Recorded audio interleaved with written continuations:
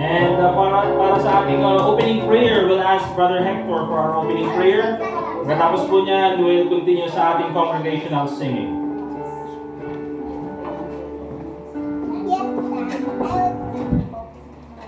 Let's pray.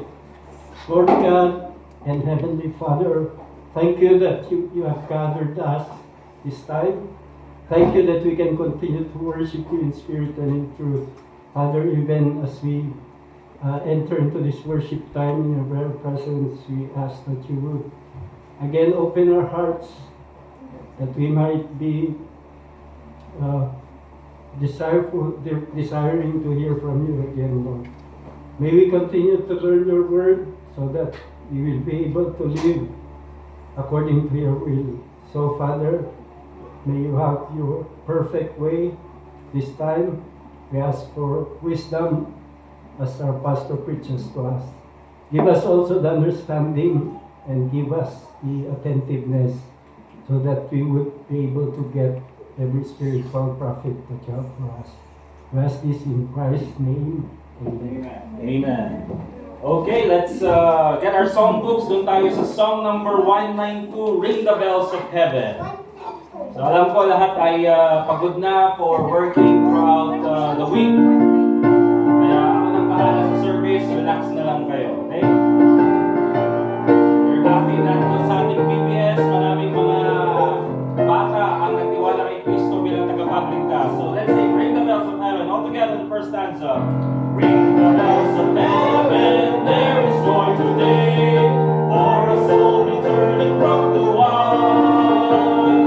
See the Father meets him out upon the way, welcoming his weary wandering child. Glory, glory, how the angels sing, glory, glory, how the loud harps ring. Is the ransomed army like a mighty sea, kneeling for the anthem of the free.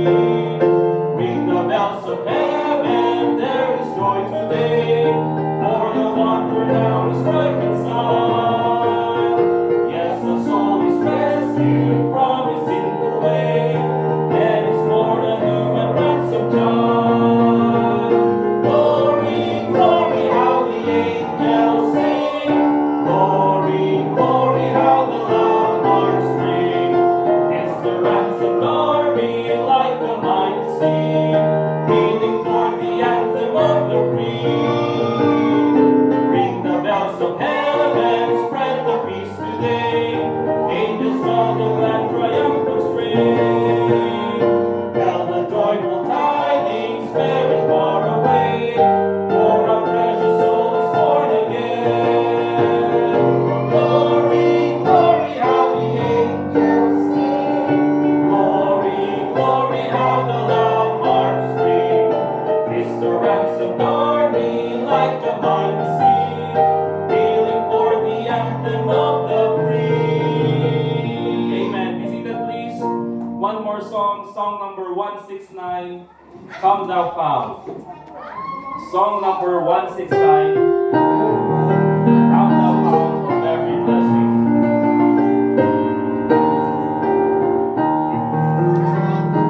Alright, all together the first stanza. Come Thou Fount of every blessing, to my heart to sing thy praise. Streams of mercy never ceasing, all for songs of loudest praise. Teach me some melodious sonnet, sung by flaming tongues above. Raise the mount I fixed upon it, mount of thy redeeming love.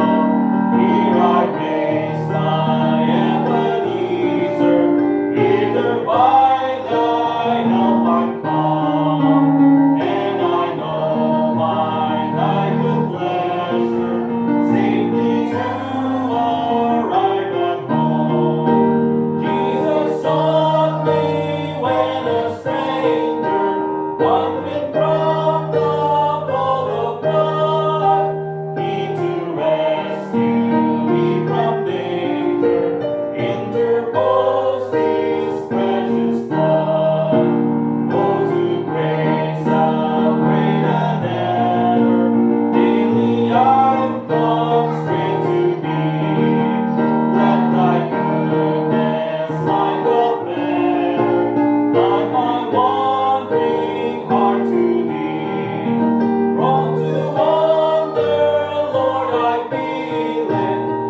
to live the God I love.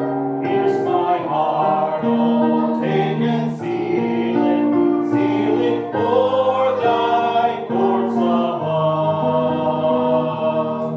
Amen. Great singing mga kapatid. Let's get our Bibles, please. 1 Kings chapter 17.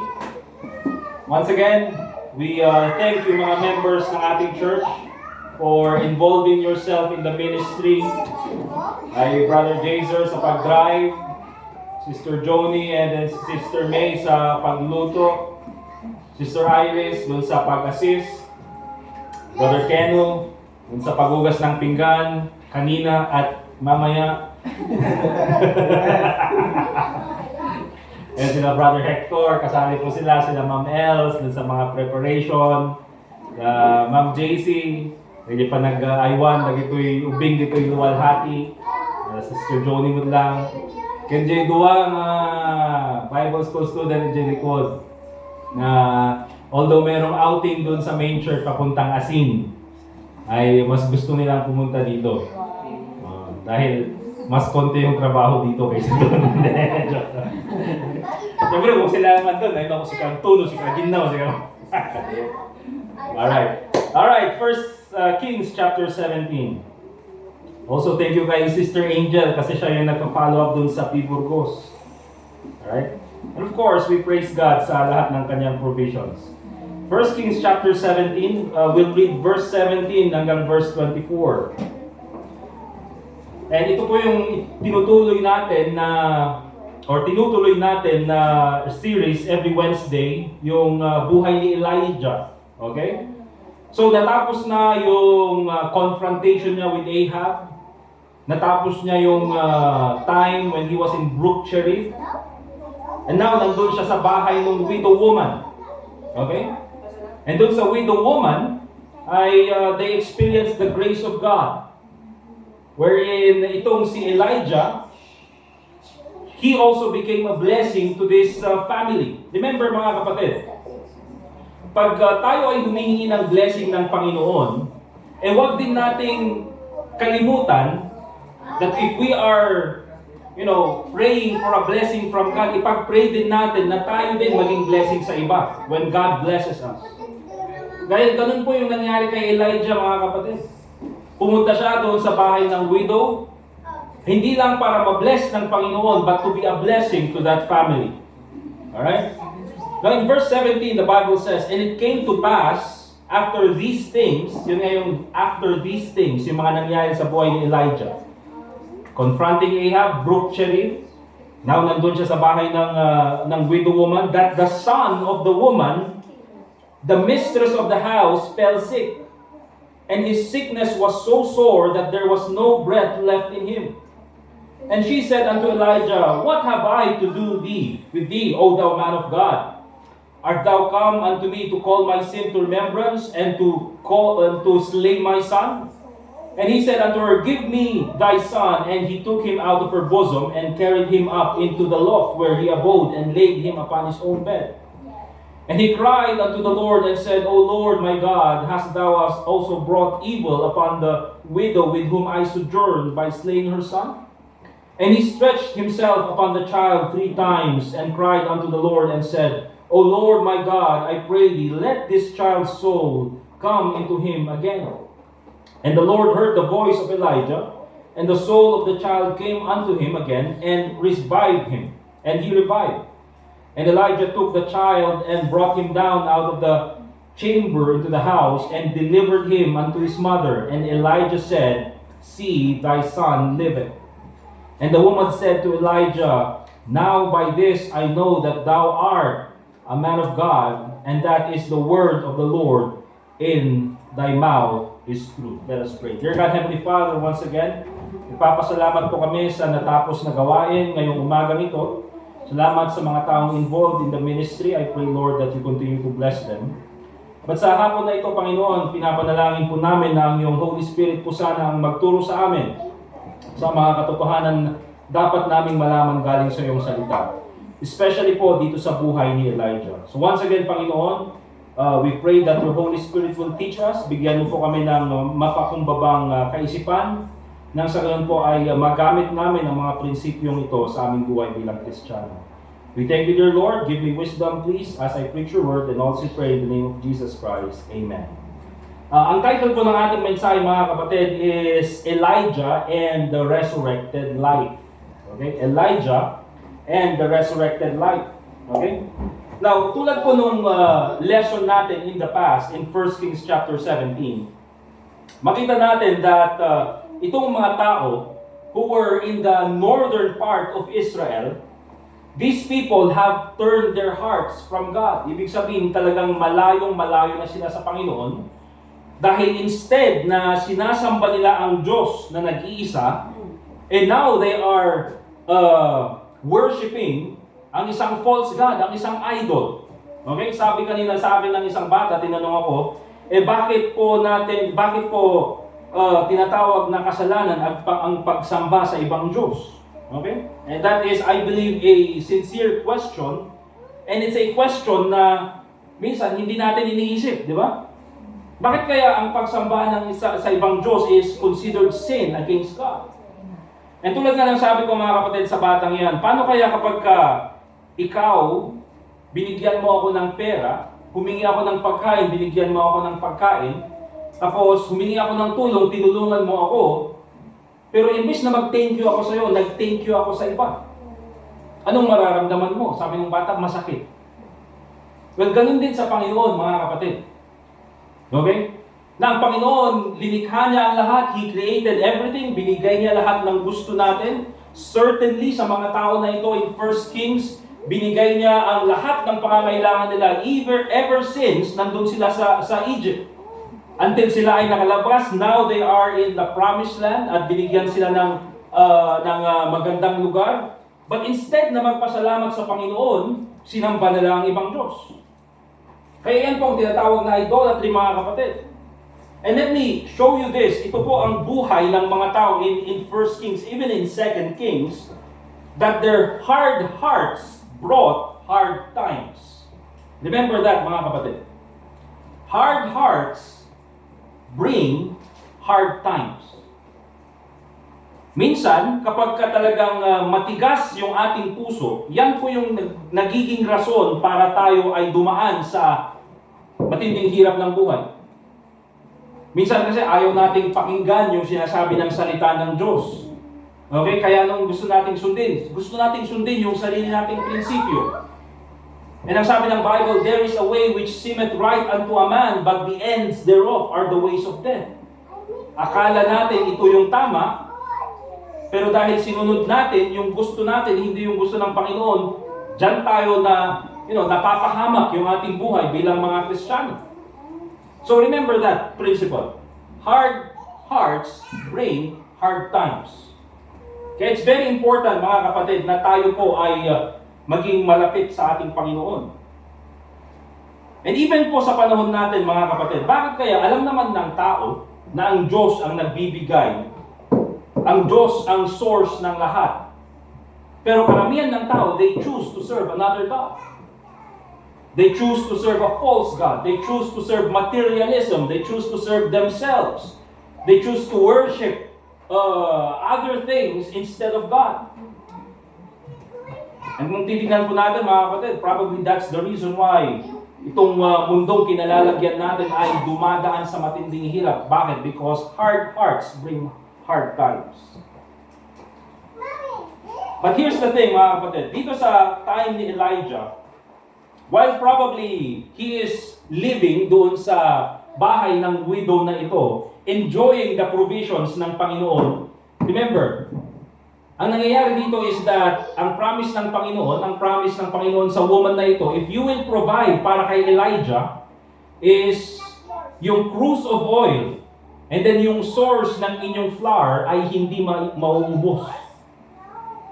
So, this is, kung titignan po natin, mga kapatid, continuous supply ng Panginoon.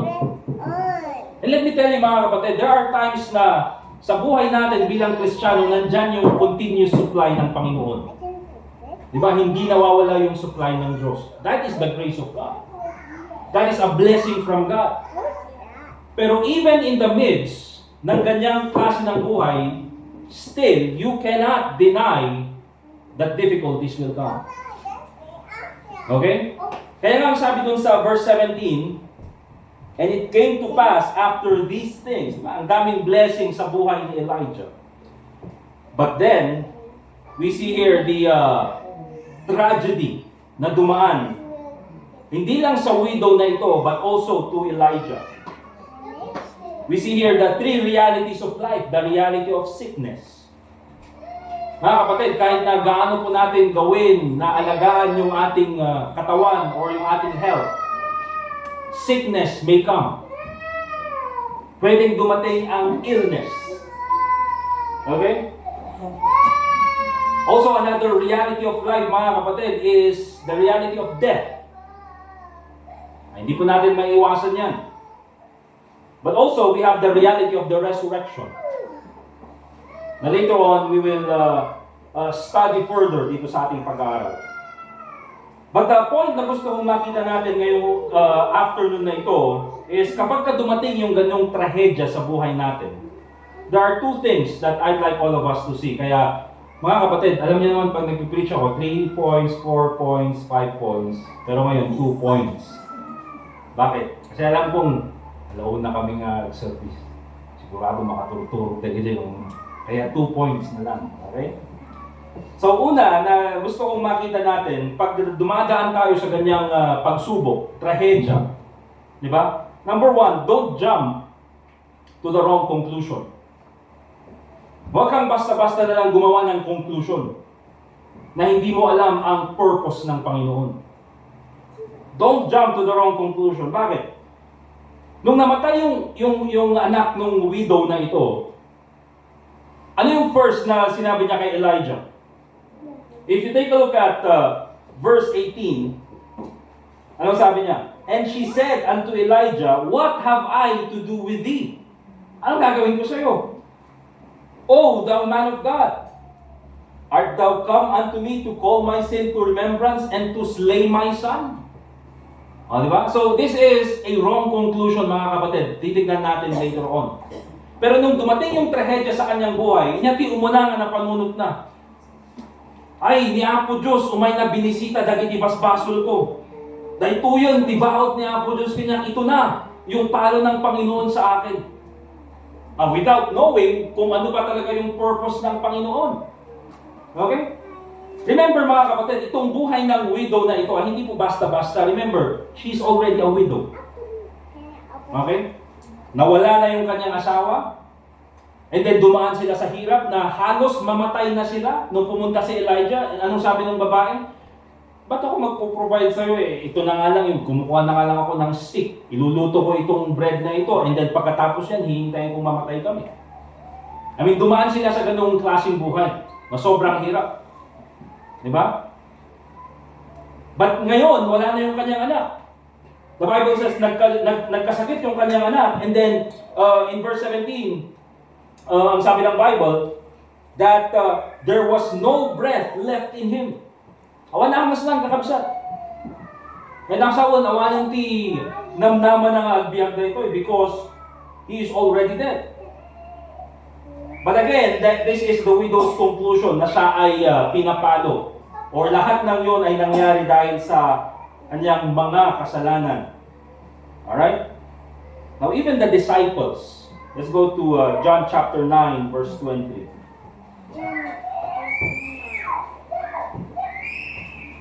John chapter 9 verse 23. At may kita po natin mga kapatid na minsan hindi lang po even yung mga malalapit kay Jesus Christ. Ganyan yung nagiging isip ng ibang tao. Okay? Kaya yung point natin dito is don't jump to the wrong conclusion. Minsan we think that nangyayari ito dahil pinapalo ako ng Panginoon. But also, minsan pag may nakikita tayong dumadaan sa hirap, anong naisip natin? Ay, dito, magpautin ni Apo Diyos. Gasig na play niya. I mean, yan po yung nangyari doon sa mga kaibigan ni Job. Remember? Na pinipilit na si Job, hindi, aminin mo na kasi ano yung kasalanan na ginawa mo. Para ikaw ay, tanggalin na ito ng Panginoon, itong trahedyang nangyari sa buhay mo. So minsan, ganun po tayo bilang mananampalataya. Na hindi man tayo nagja-jump sa wrong conclusion sa atin, pero para sa ibang tao, we jump to the wrong conclusion.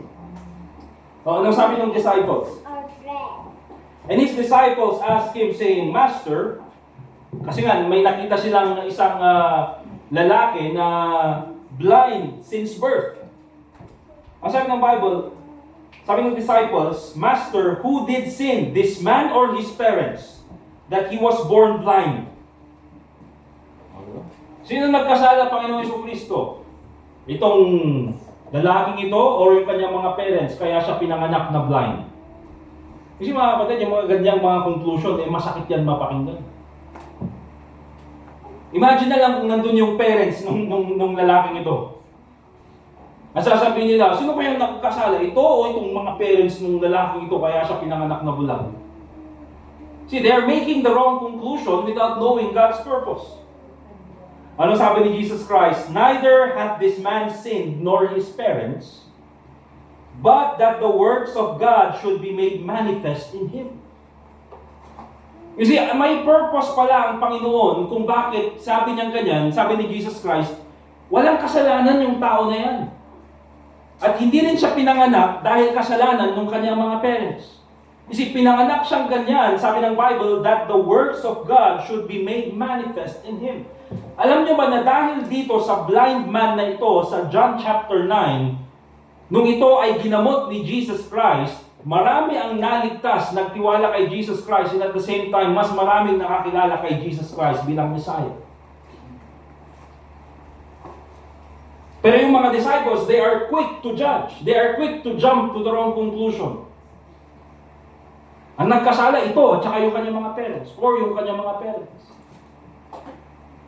So remember mga kapatid, bilang application, don't assume you know what God is doing. Amen?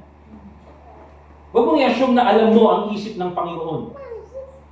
Because later on, kapag katapos mong dumaan sa trahedya, tsaka mo na lang marirealize yung purpose ng Panginoon.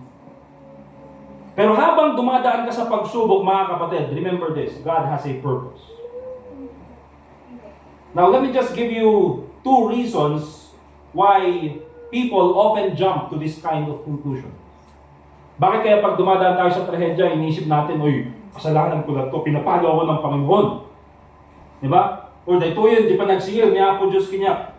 Because oftentimes kasi, ganyan yung isip natin because everyone has enough sin to prove this conclusion right. Ano ibig sabihin yun? Kasi nga mga kapatid, kung titignan naman natin yung buhay natin, maraming rason na tayo ay papaluin ng Panginoon. Kaya sometimes, akala natin, ito na yung purpose ng Panginoon. Okay? And I think wala namang masama na tignan natin muna yung ating sarili. But remember, hindi pa natin alam yung purpose ng Panginoon. Number 2, they confuse consequences of their actions with the punishment of God. See, yung mga ginagawa natin mga kapatid, merong consequence. Alright? Pero sometimes we mistake it to the punishment of God or to the trials of life. For example, in Proverbs chapter 6 verse 27, Proverbs chapter 6 verse 27, ang sabi ng Bible, can a man take fire in his bosom and his clothes not be burned? Ano sabi ni Solomon? Pwede ba na ang isang tao maglagay siya ng apoy doon sa kanyang lap or doon sa kanyang habang siya ay nakaupo doon sa kanyang doon sa kanyang bosom, habang siya ay nakaupo, ilagay niya doon tapos hindi masusunog yung kanyang damit? You see, that's impossible mga kapatid. Gustong rudam dahil tapagbagin, mapuuran ka. At kapag ka nangyari yan, awan sa paling mapapasyon mo, nakabagin. But remember, that is a consequence of your action. That is not the punishment of God. Okay? Kaya remember mga kapatid, oftentimes yung wrong conclusion natin is God is punishing us. Pero ito pa, another wrong conclusion. Bad things should not happen to good people. Bad things should not happen to good people. Oy, faithful ako, kapag nga mapaspasamak na ito yung ganyan. Oy ako, faithful ako sa attendance, bakit ganitong nangyayari sa akin? Oy, tumutulong ako sa ministry, nagbibigay ako ng tithes, ginagawa ko lahat ng obligation ko, bakit ganito ang nangyayari sa buhay ko? Again, that is a wrong conclusion. Kasi kung titignan natin ito mga kapatid, sa trahedyang ito, hindi lang yung widow woman ang nasasaktan, even si Elijah. And si Elijah at saka itong widow woman na ito, walang ibang ginawa kundi sumunod sa utos ng Diyos. That's why nandun yung blessing ng Panginoon sa kanila. But still, katulad ni Job, the Bible says, then trouble came. In 1 Kings chapter 17, in Job chapter 2 verse 10,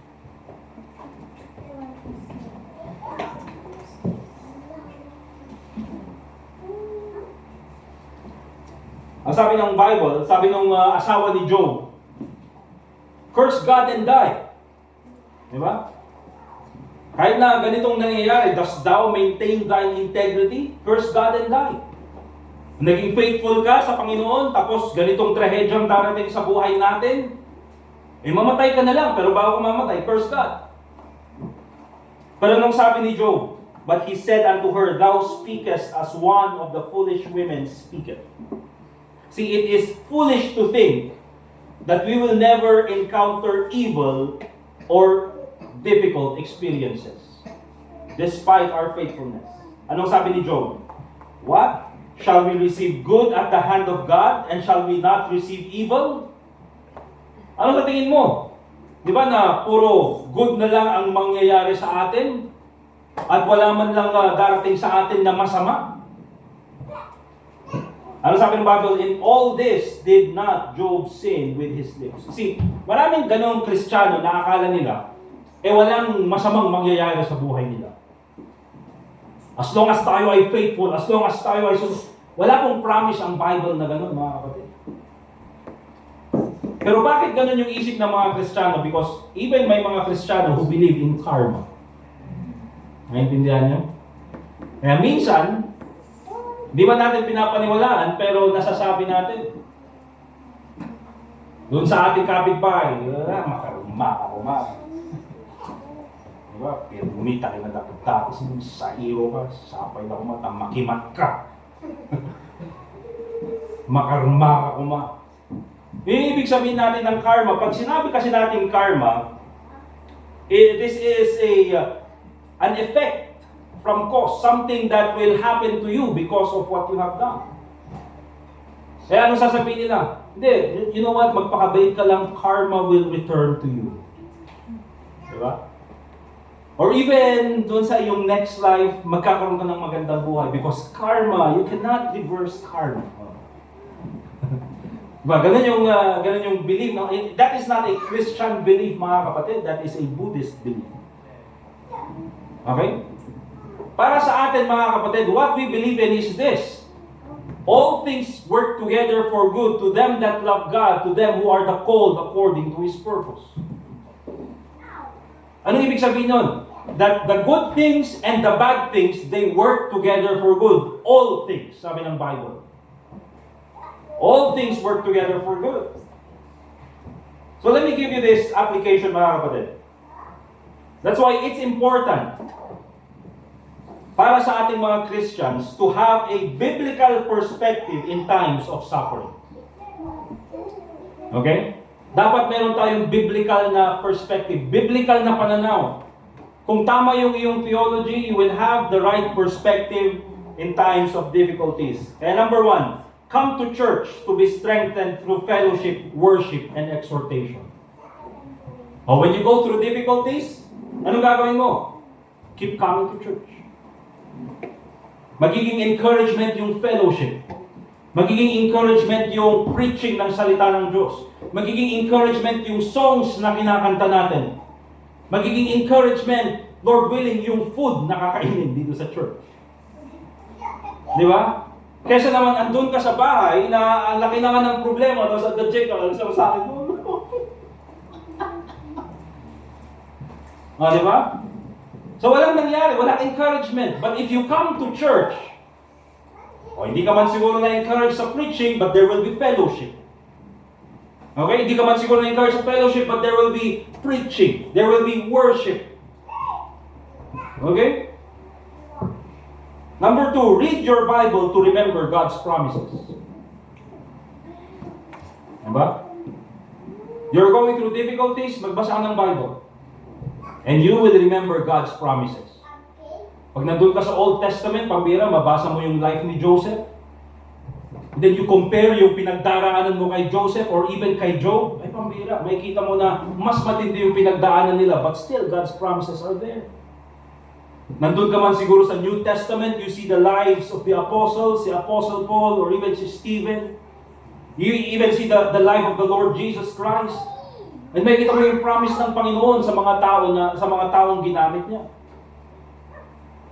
Number 3, pray so that you'll focus on the power and purpose of God. Yan po pinaka-napagandang ginagawa ng prayer, mga kapatid. Na kapag tayo nagpipray, you see, remember this, pag malaki yung problema, anong pinag-pray natin? Apo Diyos, pirmila ko na ito yung problema. Nagdakot, ang kukaya nga bagkaton. Ngumamok, Apo Diyos, nga sikati making kaya amin. Alam kong ikaw ang may kadakilaan na kaya mong gawin ang lahat ng bagay na ito. You see that shift from your problem going to God? Kaya ngayon, hindi ka na nakafocus sa problema mo, you are now focused on the power of God. Bakit? Because of prayer. And number 4, very important.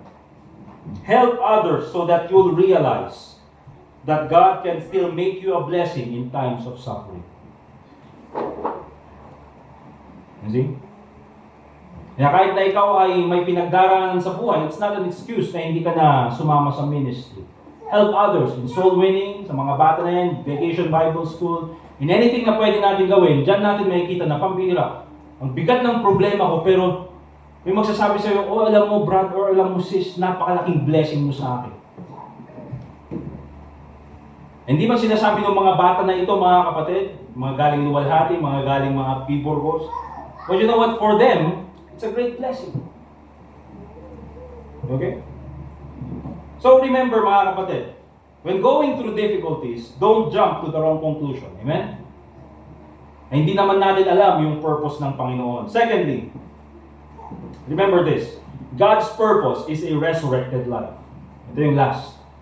God's purpose is a resurrected life. 1 Kings chapter 17 verse 20. 1 Kings chapter 17 verse 20. Ang sabi ng Bible, and he cried unto the Lord and said, O Lord my God, so ito si Elijah, hast thou also brought evil upon the widow with whom I sojourn by slaying her son? So, itong si Elijah, mga kapatid, as strong as he is, as spiritual as he is, even though tawag na sa kanya is a man of God, even itong si Elijah, mga kapatid, hindi niya naiintindihan yung nangyayari. Kaya yung conclusion ng widow na sinabi niya na, Pambira, nandito ka ba? At ginawa ito ng Panginoon para bisitahin lahat yung aking mga kasalanan? Well, kung babasahin natin yung sinabi ni Elijah, it seems na wala ring idea si Elijah sa nangyayari. And that just shows you, mga kapatid, na even itong tao ng Panginoon, na itong si Elijah, you know, as close to God as he is, still, we can never know the plan of God sa buhay natin. Or even the, you know, specific purpose ng Panginoon sa buhay natin. It's very important, mga kapatid, that even in these kinds of difficulties, we need to have God's perspective. Hindi nga alam ni Elijah yung nangyayari, but, you know, makikita natin that God has a purpose with this. Number 1, ang ginagawa pa lang ng Panginoon is this.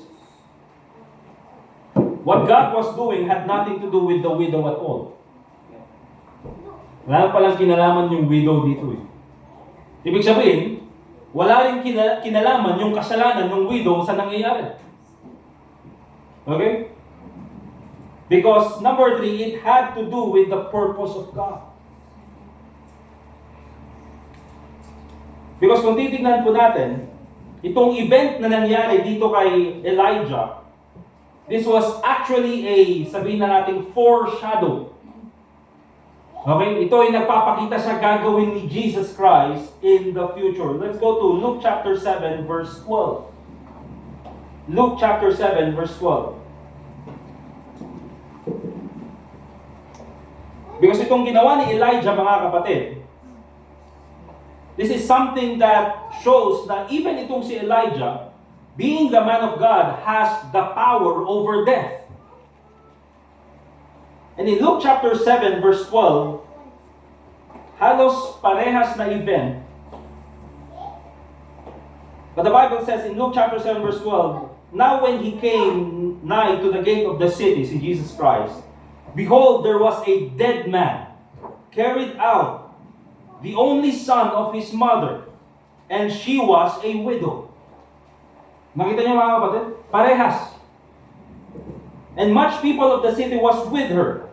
And when the Lord saw her, he had compassion on her and said unto her, weep not. And he came and touched the bier.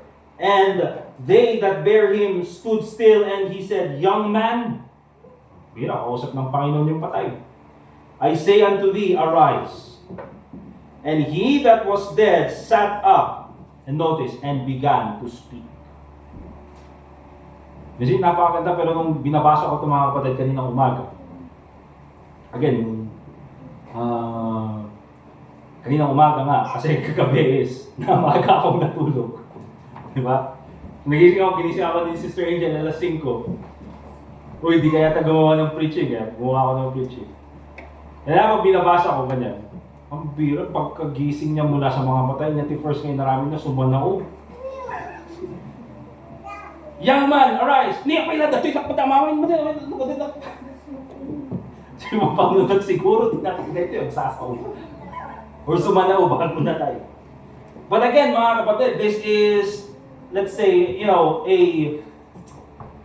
pagpapakita ng kapangyarihan ng Panginoon. And he delivered him to his mother, and there came fear on all, and they glorified God. Notice this, that a great prophet, notice that word, is risen up among us, and that God hath visited His people. Pero kung titignan po natin, mga kapatid, mangilang-ilang beses lang ito nangyari. This only happened in times of great prophets. Nangyari kay Elijah, and now it's happening in the time of Jesus Christ. So nakikita nila na itong tao na ito, hindi ito basta-basta teacher. Probably yung mga tao, they still do not believe that He is God, but they know that this is a great prophet. Bakit? He has power over death. Now let's go to Deuteronomy chapter 18, verse 15.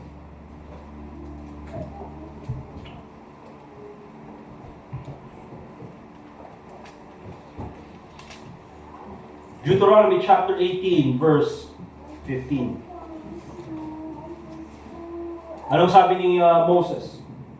Deuteronomy chapter 18, verse 15, the Bible says, the Lord thy God will raise up unto thee a prophet.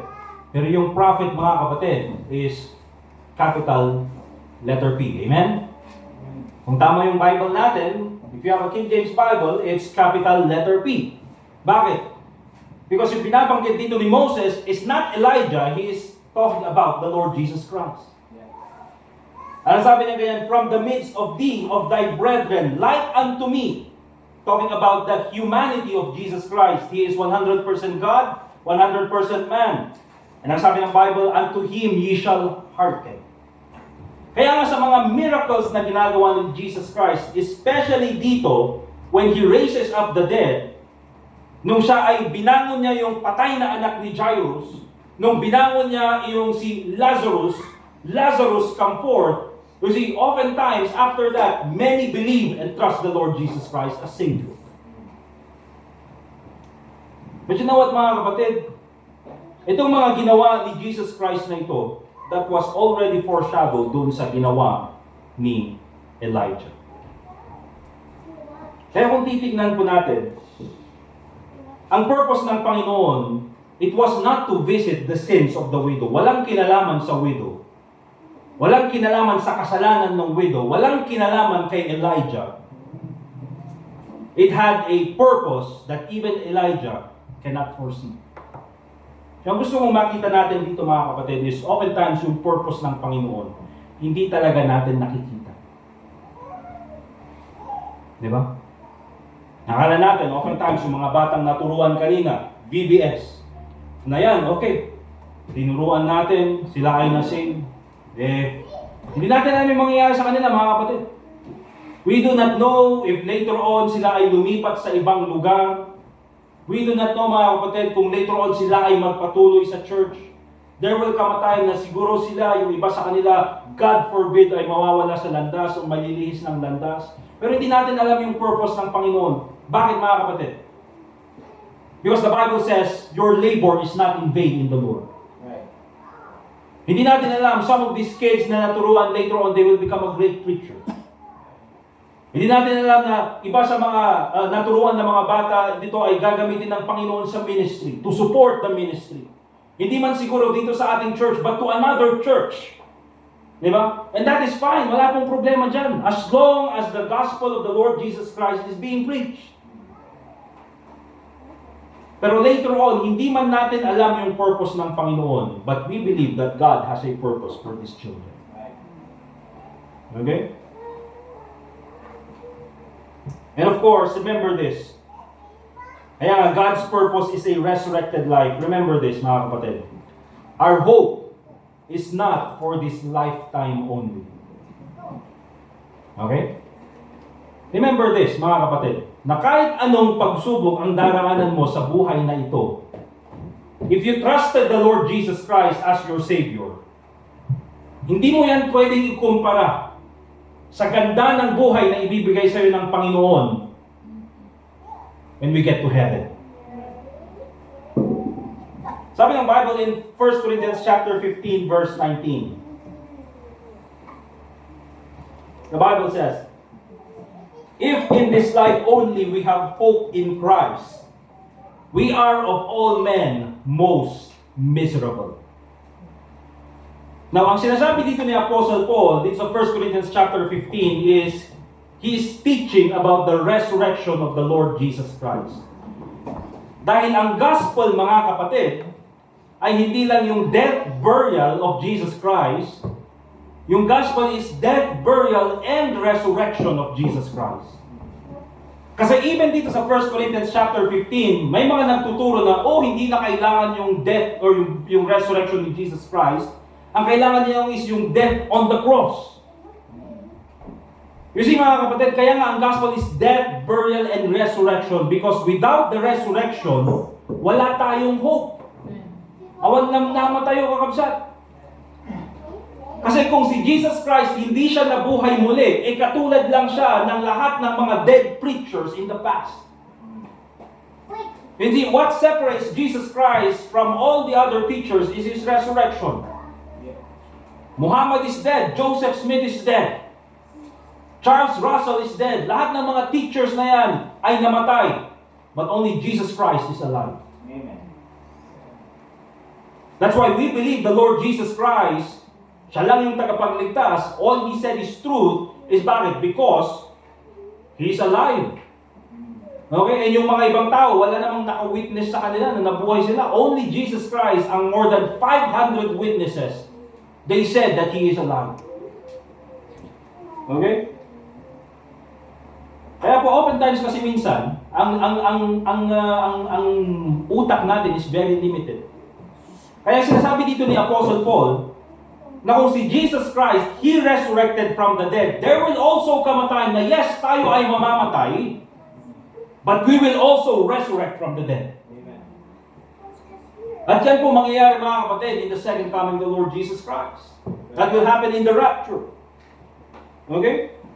Kaya kung titignan po natin, if we take a look at the scriptures, ang purpose po ng buhay natin, ng Panginoon sa buhay natin ay hindi lang para dito sa mundong ito. Not only in this lifetime na probably aabot lang tayo ng 80, 90 years old. Kasi ang purpose din ng Panginoon sa atin is eternity with Him in heaven.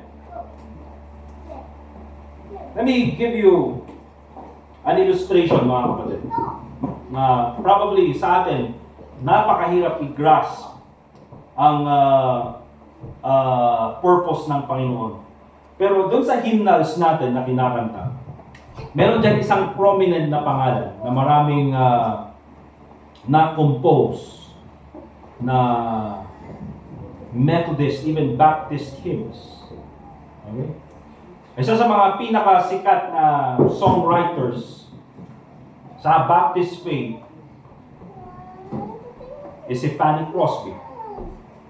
Okay? Napakaganda, napakaraming kanta na isinulat.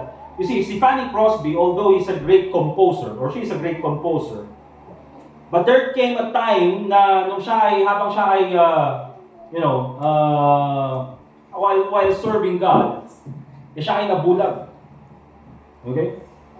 She was only 6 weeks dun sa kanyang buhay. Although she is serving God, na siya ay bulag in her lifetime, but in the first 6 weeks of her life, siya ay nabulag na. Okay? And anong ginawa ng mga doctors? Nag-apply sila ng mustard, something, na mixture dun sa kanyang mata. Na kung titignan ng mga medical doctors ngayon, is yun yung rason kung bakit lumala yung kanyang condition.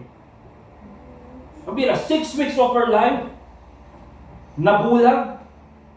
Dahil linagyan yung kanyang mata, nabulag permanently dahil, kung titignan natin, medical malpractice. I mean, why would God allow such a thing sa isang inosenteng bata na mangyayari yun? 6 weeks into her life, siya ay mabubulag permanently. But later on, ang sabi ni Fanny Crosby, as she serves God in writing poems, writing songs, anong sabi niya? It seemed intended by the providence of God that I should be blind all my life.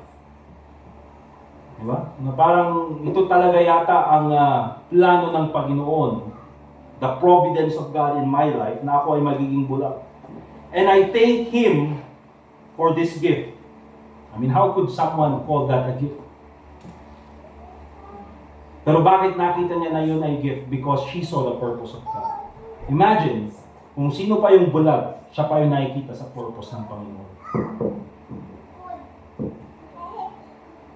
And sabi niya ganyan, if perfect earthly eyesight were offered to me tomorrow, I would not accept it. And because of that, itong si Fanny Crosby, siya ay nakagawa ng more than 8,000 hymns. Yung iba ay nasa Baptist favorites natin. Poems. One of the most popular siguro na kinakanta natin is Blessed Assurance. Blessed assurance, Jesus is mine. Oh, what a foretaste of glory divine. Yung isang verse, sabi niya ganyan, watching and waiting, looking above. Diba? Parang contradictory. Watching and waiting, looking above. I mean, paano niya makikita? Siya nga ay bulag. But here's the thing, nakita niya yung purpose ng Panginoon. Watching and waiting, looking above, filled with His goodness, lost in His love. This is my story, this is my song, praising my Savior all the day long. You see mga kapatid, itong si Fanny Crosby never blamed anyone kung sa nangyari sa kanya. She never blamed yung mga doctors kung anong nangyari sa kanya. Ang sabi niya, this is the providence of God. Lahat ng ito nangyari because God has a greater purpose. Remember this mga kapatid, there is more to life than this physical world. God's purpose is higher. Amen? Di man natin alam yung mga nangyayari, but we know that all things work together for good. And I think that is a wonderful lesson na makikita natin in 1 Kings chapter 17. Remember, don't jump to the wrong conclusions. Not for yourself and not for the sake of others. And also, God's purpose is a resurrected life. Ang purpose ng Panginoon para sa atin ay hindi lang sa buhay na ito, but even our life with Him when we get to heaven. Let us pray. Dear God, Heavenly Father, once again, we thank you for this time na kami po ay nakapag-aral ng iyong salita. We thank you, dear Lord, for the work that has been done. I pray, Lord, na ikaw po sana ang magpatuloy na mag-bless sa bawat sa amin as we continue on in serving you in many avenues of life. Panginoon, ikaw din po ang magpatuloy na mag-bless sa aming meeting place, sa mga facilities na ito, sa family na patuloy po nagpapagamit sa lugar na ito, Panginoon. I pray, Lord, that we will also be a blessing to them. I pray that you continue to bless this school, Panginoon. We also pray, Lord, for your protection for each and every one of us sa aming pong pag-uwi. Ikaw din po, Panginoon, na maging gabay sa amin. And I pray, Lord, na ikaw po ang patuloy na mag-glorify sa lahat ng mga gagawin namin sa buhay namin. Panginoon, thank you for your goodness and your grace to us, and also pray in the name of the Lord Jesus Christ. Amen. Alright, so ang gagawin po natin mga kapatid, we will go ahead sa ating offering. Yung prayer list natin mga kapatid is ibibigay ko na lang later on, or sasabihin ko na lang later on. Dahil hindi ako nakapag-print ng prayer list, nakalimutan ko, inisip ko kasi yung certificate. So, yung mga envelopes natin nandun sa taas. Okay? So, meron pong maggamit ng envelopes, nandun lang po sa taas. Please, pasan yung tanda bang kung okay, meron ba? Kailangan ng envelope? Okay, kung wala, let's go ahead and all stand up please. We'll pray for our offering. John Mark, Brother Dustin, please offer God in prayer.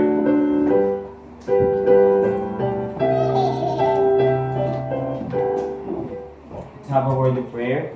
Gracious and loving God, we ask and pray for the offerings that will be given this afternoon for the furtherance of the ministry of this church and for the edifying fathers. Please bless the offering and provide for our daily needs. Also for us to provide to be a blessing to others. And thank you, Lord, for everything you've done. In Jesus' name we pray. Amen. Amen. Sige po mga kapatid, let's give our offerings this afternoon.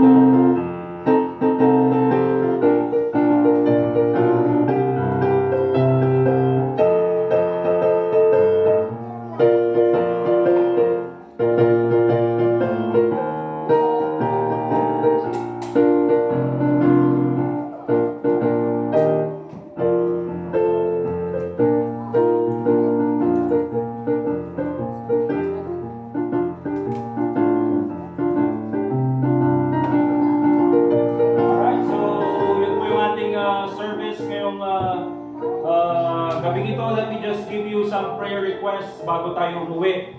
And please ipag-pray nyo po pagdating nyo sa inyong mga tahanan. Unang-una, let's pray for our children's ministry na mas lumaki pa, na hindi sana ito mauwi lang or matapos lang sa ating VBS. But also, mas maraming ma-influensyahan, especially yung mga parents ng mga dinadala natin dito ang mga bata, especially dito sa kapitbahay natin, dito sa Luwalhati. Yan yung mga bata dito sa Pines Montessori at ganoon din sa P. Burgos. And of course, yung mga bata dito sa church natin. Okay? Also, let's pray for yung ating Sunday service this Sunday, Father's Day. So, ipag-pray po natin na makadalo yung mga tatay dito sa church. And also, itong prayer request po ng isang kapatid natin na nag-attend dito dati, si Brother Colin, kung naalala niyo siya. No? Siya ay American.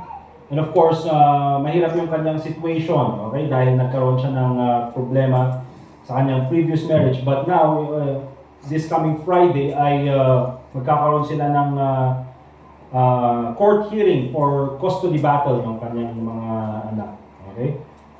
So please, ipag-pray natin ang kalooban ng Panginoon. Okay? Para doon especially sa mga bata. I believe if yung mga bata ay mapunta sana kay Brother Colin, at least mas maging malapit sila sa Panginoon.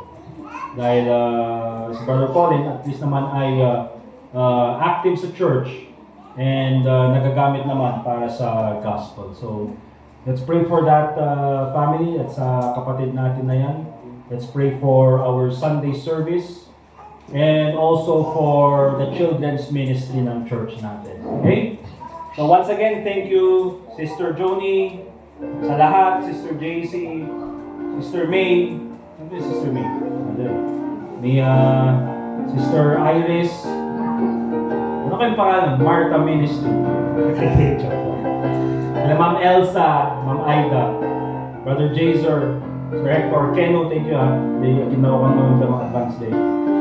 And ni Brother Charlie, and ni Chaplain. Charlie and the Chaplain. And ni Brother Arnold. Okay, let's all stand up please. At tayo ay, let's sing our closing song, Higher Ground. Song number 327. And then after that, tawagin natin si Brother Charlie. Brother Charlie, sige mag-closing prayer niya. Song number 327.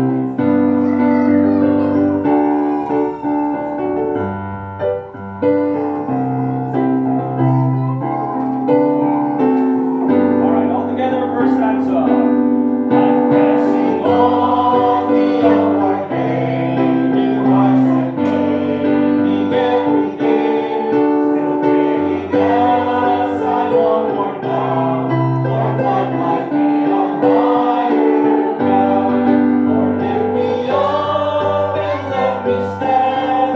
My feet on heaven's stable land. A higher plane than I have found. Lord, plant my feet on higher ground. My heart has no desire to stay without surprise and fear dismayed. Though some may dwell where these abound, my prayer, my aim is higher ground. Lord, lift me up and let me stand. My faith on heaven's stable land. A higher plane than I have found. Lord, plant my feet on higher ground.